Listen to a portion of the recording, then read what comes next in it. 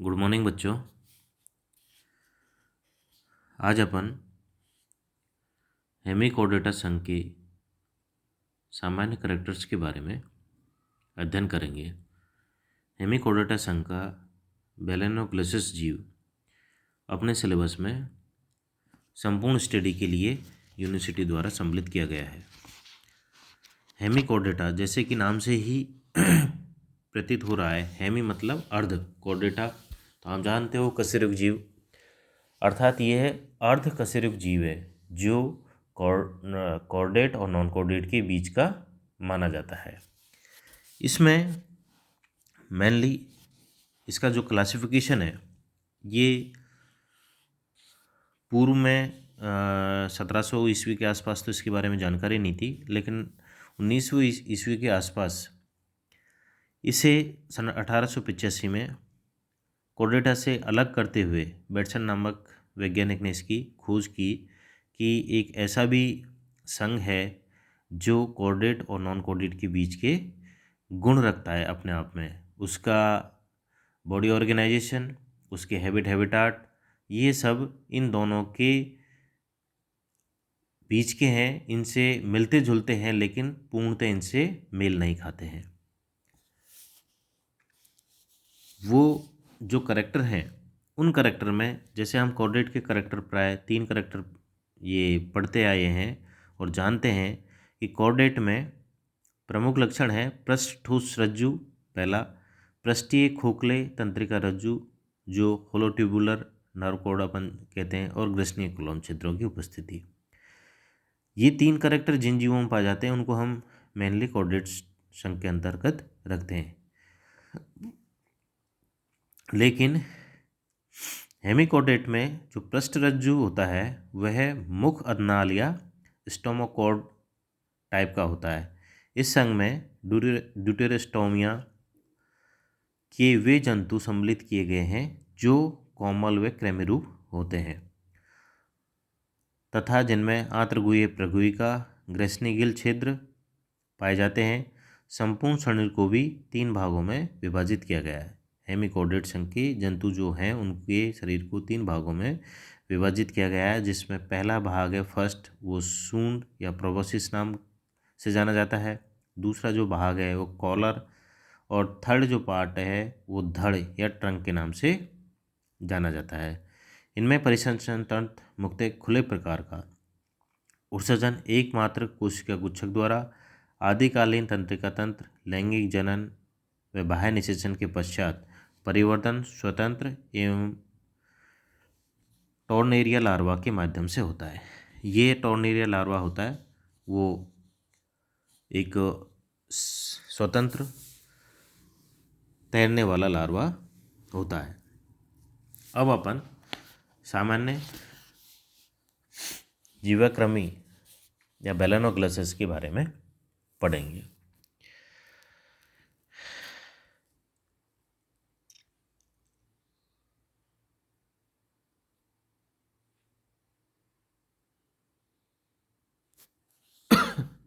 Balanoglossus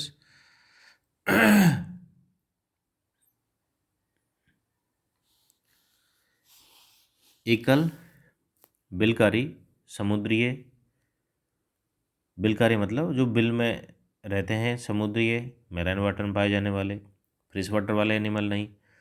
और एकल से मतलब है जो अपने आप में स्वतंत्र रूप से जीवन निर्वहन करते हैं। त्रिस्तरीय का मतलब एक्टोडर्म, मीजोडर्म, एंडोडर्म तीनों लेयर जिनके अंतर्गत पाई जाती है वो त्रिस्तरीय जीव कहलाते हैं। द्विपार्श्विक अर्थात उनके बॉडी एक्सिस के मध्य में से यदि 2 भागों में विभाजित करें तो दोनों पार्ट यदि बराबर भागों में डिवाइड हो जाए उनको हम द्विपार्श्विक कहते हैं।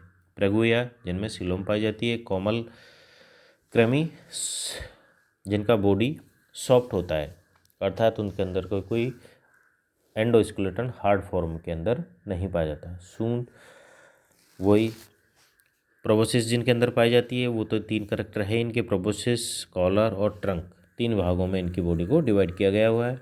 ये जंतु सामान्यतः जीवाकृमि कहलाते हैं। टंग वर्म के नाम से इनको जाना जाता है। पृष्ठरज्जु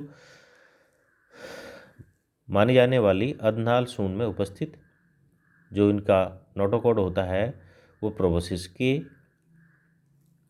अंदर उपस्थित होता है। कॉलर में स्पर्शक युक्त भुजाओं का अभाव होता है। अनेक जोड़ी यू आकार की गिल छिद्र पाए जाते हैं। यू शेप्ड केस में गिल स्लिट्स प्रेजेंट होते हैं। खुला परिसंचरण तंत्र, किसी का कुछ द्वारा उत्सर्जन, और जो नर्वस सिस्टम होता है वो प्रिमिटिव टाइप का होता है, कम विकसित होता है। इनमें नर्व व मादा पृथक पृथक होते हैं तथा परिवर्तन काल में मुक्त प्लावी टॉर्नेरिया लार्वा पाया जाता है। टॉर्नेरिया लार्वा सभी हेमिकोडेट्स के अंदर पाया जाता है। बेलेनोक्लसिस नाम दो यूनानी शब्दों से मिलकर बना है जो क्रम से बेलेनोस व ग्लोसस कहलाते हैं। बेलेनोस का अर्थ एकॉर्न अर्थात ओक का फल होता है। ये एकॉर्न जो है वो एक फल है, किसका? ओक का। ओक एक प्लांट है, उसका फ्रूट है।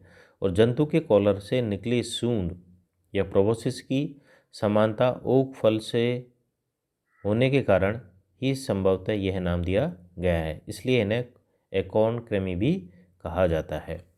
बेलेनोग्लोसस को टंग वर्म तो कहा जाता है, लेकिन एकॉर्न वर्म भी कहा जाता है। इसी प्रकार ग्लोसस शब्द का अर्थ जिह्वा से होने के कारण बेलेनोग्लोसस को जिह्वा क्रमिक के सामान्य नाम से भी संबोधित किया जाता है या जाना जाता है। ग्लोसस यानी टंग और बेलेनोस मतलब एकॉर्न। एकॉर्न एक फल का नाम है जो ओक का होता है। इसी कारण इस बेलेनोग्लोसस को हम टंग वर्म भी कहते हैं। अब अपन इसके हैबिटाट के बारे में अध्ययन करेंगे। बेटा पीडीएफ में मैंने थोड़ा सा इसका हेमिकोडेट के क्लासिफिकेशन के बारे में दिया है।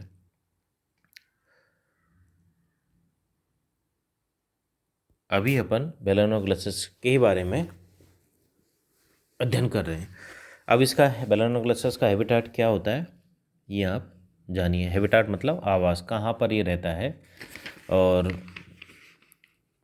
इसके आवास की स्थिति क्या होती है। ठीक है।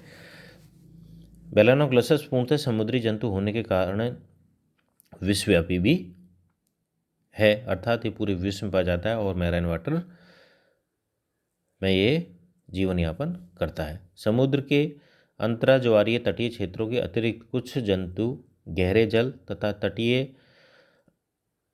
उपक्षेत्रों में भी पाए जाते हैं। बिलकारी होने के कारण बेलेनोग्लोसस क्लेविजरस उथले जल के आसपास कीचड़ या रेतीले पैंदे में यू आकार के बिल बनाकर रहते हैं। बिल सामान्यतः 50 से 70 सेंटीमीटर गहरा और इसकी जो हॉरिजॉन्टल भुजाएं होती हैं वो 10 से 30 सेंटीमीटर तक लंबी नलिकाकार होती हैं। बिल के दोनों छिद्रों में भी अंतर होता है। जंतु के आगे वाले अग्र छिद्र कीपाकार तथा एकाधिक व पिछले सिरे वाले छिद्र वृत्ताकार होते हैं। बिल को नलिकाकार बनाने हेतु जंतु बिल की दीवारों को भीतर से त्वचीय श्लेष्मा द्वारा चिकनी व दृढ़ श्लेष्म बनाए रखता है। जो इसका बिल होता है वो अंदर से थोड़ा सॉफ्ट होता है और वो सॉफ्ट इसकी बॉडी के द्वारा सीक्रेट होने वाली म्यूकस के कारण होता है, जिससे बिल ढहता नहीं है और जो ये श्लेष्मा होती है वो दृढ़ हो जाती है, सूख कर थोड़ा सा इसमें कठोरपन आ जाता है। इस कारण ये बिल अपनी नेचुरल कंडीशन में बना हुआ रहता है। बाकी नहीं, वाटर का प्रेशर बहुत होता है और उस वाटर के प्रेशर से वो बंद हो जाए बार बार, तो ये इसकी विशेषता होती है कि इसकी जो स्किन होती है उससे सीक्रेट होने वाले श्लेष्मा के कारण उस बिल के चारों ओर श्लेष्मा लग जाती है और वो श्लेष्मा, वो जो म्यूकस होती है वो धीरे धीरे दृढ़ हो जाती है, जिससे वो बिल की नॉर्मल आकृति बनी हुई रहती है। जहाँ ये प्राणी रहता है वहाँ इनके आवासीय क्षेत्र में एक विशेष प्रकार की आयोडोफार्म के समान गंध का मिलना भी इसकी विशेषता है। आयोडोफॉर्म जो है, वैसे तो आयोडीन का ये उपघटक है, लेकिन जैसे आयोडीन की स्मेल आती है वैसी आयोडोफॉर्म की वैसी स्मेल इसके निवास के आसपास आती है, जिससे इसको आसानी से पहचाना जा सकता है कि यहाँ पर बेलाइनोग्लोसस उपस्थित हो सकता है। हैबिटाट्स, इसका स्वभाव क्या है, ये किस तरह का बिहेव शो करता है। समुद्र में ज्वार भाटा आते रहते हैं, जल में बहुत सारी अप और डाउन की क्रियाएं होती रहती हैं, हलचल होती रहती हैं। तब ऐसी स्थिति में जब ज्वार भाटा समुद्र में आते हैं तब ये बेलाइनोग्लोसस अपने बिल के अंदर छुप जाता है या जाकर रहने लग जाता है। और जब पानी थोड़ा कम हो जाता है, उतर जाता है, तो ये अपने बिल से बाहर आ जाता है। यह अत्यधिक सक्रियता प्रदर्शित नहीं करता, मतलब बहुत ज़्यादा एक्टिव कंडीशन में नहीं रहता है ये एनिमल। अपने शरीर के बाह्य तल पर पाए जाने वाले पक्षमाव द्वारा बिल में गति प्रदर्शित करता है। इसके एंड पोर पे एनएस के पार्ट पर सीलिया पाई जाती हैं और उन सीलिया के द्वारा ही ये मूवमेंट करता है। शरीर का सर्वाधिक सक्रिय भाग प्रोबोसिस सबसे अधिक फैलता व सिकुड़ता है। प्रोबोसिस है वही इसका कॉन्ट्रैक्शन रिट्रैक्शन का कार्य करता है तथा बिल बनाने में भी सहायता करता है, और ये प्रोबोसिस के द्वारा ही अपने आवास के लिए बिल बनाता है। बेलाइनोग्लोसस के शरीर की सतह पर क्रमांकुचन तरंगें भी उत्पन्न होती हैं जो गति में सहायता करती हैं। रेत या कीचड़ के साथ पाए जाने वाले कार्बनिक अपरद, डायटम्स, प्रोटोजन्स, सूक्ष्म जीवों सहित कार्बनिक पाद ही इसका आहार है। अर्थात ये भोजन के रूप में जो ऑर्गेनिक डिकम्पोजिशन पाया जाता है डेड एनिमल्स का, उनको खाता है, डायटम्स को खाता है, प्रोटोजन्स को खाता है, और जो भी माइक्रो ऑर्गेनिज्म वहाँ आसपास इसके हैबिटाट में पाए जाते हैं उनको ये भोजन के रूप में ग्रहण करता है। नर व मादा पृथक पृथक बिलों में रहते हैं, मेल फीमेल सेपरेट रहते हैं। अलैंगिक जनन अनुपस्थित होने पर भी बेलाइनोग्लोसस में पुनर्भवन की पर्याप्त क्षमता पाई जाती है। बेलाइनोग्लोसस जैसे हम इकानोडर्म्स में तो देखा ही है, वहाँ रीजनरेशन की बहुत अच्छी कैपेसिटी पाई जाती है। यदि सी स्टार में एक भी भुजा टूट जाए तो वो अपनी नई भुजा बना लेता है, तो ये उसकी खासियत है। और वो सी स्टार में ये भी विशेषता पाई जाती है कि जब उसको लगता है कि कोई उसकी एक भुजा कहीं फंस गई तो खुद भी स्वांगोच्छेदन कर देता है, स्वयं ही अपने अंग का त्याग कर देता है और बाद में उसको रिजनरेशन के द्वारा बना लेता है। उसी प्रकार बेलाइनोग्लोसस में भी रीजनरेशन की क्षमता पाई जाती है। आवास एवं स्वभाव की दृष्टि से भिन्न भिन्न जातियों में अंतर पाया जाता है। उष्ण कटिबंध एवं उपोष्ण समुद्रों में बेलाइनोग्लोसस की अनुमानित 20 जातियां अभी तक ज्ञात हैं, जिनमें मुख्यतः ऑस्ट्रेलिया की बेलाइनोग्लोसस ऑस्ट्रियेंसिस, जापान की बेलाइनोग्लोसस मीसा किएंसिस और ब्राज़ील की बेलाइनोग्लोसस जाइगस, वेस्ट इंडीज की बेलाइनोग्लोसस जेमाइनसिस, साउथ अफ्रीका की बेलाइनोग्लोसस कैपेंसिस, और ब्रिटिश क्षेत्र में या भूमध्य सागरीय क्षेत्र में जो बेलाइनोग्लोसस की स्पीसीज पाई जाती है वो बेलाइनोग्लोसस क्लेविजेरस ये प्रमुख जातियाँ इसकी हैं। अब हम इसके एक्सटर्नल फीचर्स के बारे में थोड़ा सा पढ़ेंगे। बाह्य लक्षण है ना। एक्सटर्नल फीचर्स क्या क्या हैं। बेलाइनोग्लोसस सामान्यतः 10 से 50 सेंटीमीटर लंबा होता है। बेलाइनोग्लोसस जाइगस की लंबाई को स्पेंजिल ने सन 1893 में 2.5 मीटर तथा सेवाया, ये साइंटिस्ट का नाम है सेवाया, इन्होंने सन 1951 में 1.8 मीटर तक होना बताया। ये स्पेंजिल और सेवाया दोनों साइंटिस्ट हैं। इन्होंने सन 1893 में तो स्पेंजिल ने बेलाइनोग्लोसस जाइगस जो कि ब्राज़ील की एक स्पीसीज है इसके बारे में कहा कि ये 2.5 मीटर लंबी होती है, और सेवाया ने इसी की लंबाई सन 1951 में, बहुत ज़्यादा पुरानी बात नहीं है, आज से 70 साल पहले इसकी बेलाइनोग्लोसस की जो लंबाई नापी वो 1.8 मीटर, काफ़ी ज़्यादा होती है। 1.8 मीटर लगभग 2 मीटर, यानी करीब अपने नॉर्मल ह्यूमन बीइंग की हाइट की जितनी, ठीक है ना, करीब 6.25 फीट, जो एक अच्छे खासे आदमी की हाइट होती है। इतना बड़ा इन्होंने बेलाइनोग्लोसस देखा है और उसको नापा है।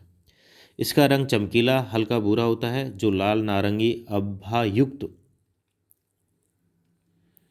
मिलता है।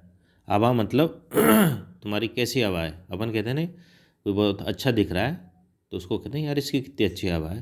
तो दिखने में जो अपने को नज़र आता है, अपन एक्सटर्नल जिसको अपन कहें कि उसका क्लासिफिकेशन करें, यार बहुत अच्छा इंसान है, फिजिक अच्छा है इसका, ठीक है। तो वो ये इसी प्रकार बेलोना ग्लासेस की जो बॉडी है वो चमकीली हल्के भूरे रंग की और लाल ऑरेंज शैडो उस पर दिखाई देती है, आभा दिखाई देती है। संपूर्ण शरीर समान लंबाई की पक्षमाभिकाओं सहित उपांग या बाह्य कंकाल रहित होता है। इसके शरीर पर सीलियाँ तो पाई जाती हैं लेकिन उपांग